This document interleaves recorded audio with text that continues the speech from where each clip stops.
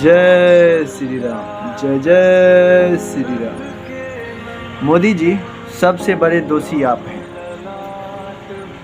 क्या ज़रूरत थी आमंत्रण पत्र पर हनुमान चालीसा लिखकर भिजवाने की? अरे हनुमान चालीसा से तो भूत भाग जाता है, विपक्ष की क्या औकात है? सुनने में आया है कि जो श्रीमती सोनिया गांधी और अखिलेश बाबा ने राम मंदिर उद्घाटन का न्योता को अस्वीकार कर दिया है। काफी सोचने के बाद समझ आया, जो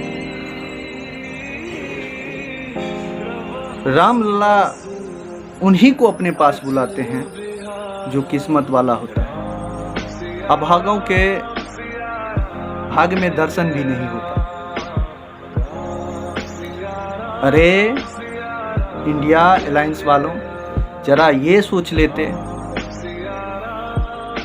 उन 80 करोड़ सनातनियों का बद्दुआ तुम्हारे वजूद को भी बचने देगा? मोदी विरोध करो ठीक है, आरएसएस विरोध करो ठीक है, बीजेपी विरोध करो वो भी ठीक है, मगर रामलला जो 500 साल बाद उन्हें इंसाफ मिला है, टेंट से भव्य राम मंदिर में स्थापित हुए हैं, उनका विरोध, वो भी भारत देश में। खैर कोई नहीं,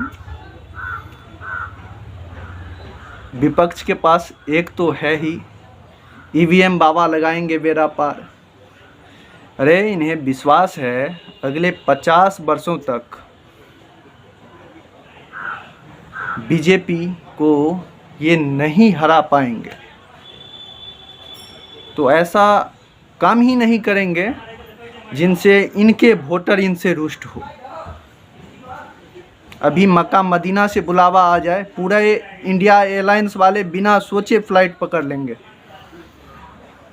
खैर कोई ना, इन्हें इनका परिणाम चुनाव उपरांत मिलेगा और फिर से एक बार ईवीएम का डंका जोर शोर से बजेगा।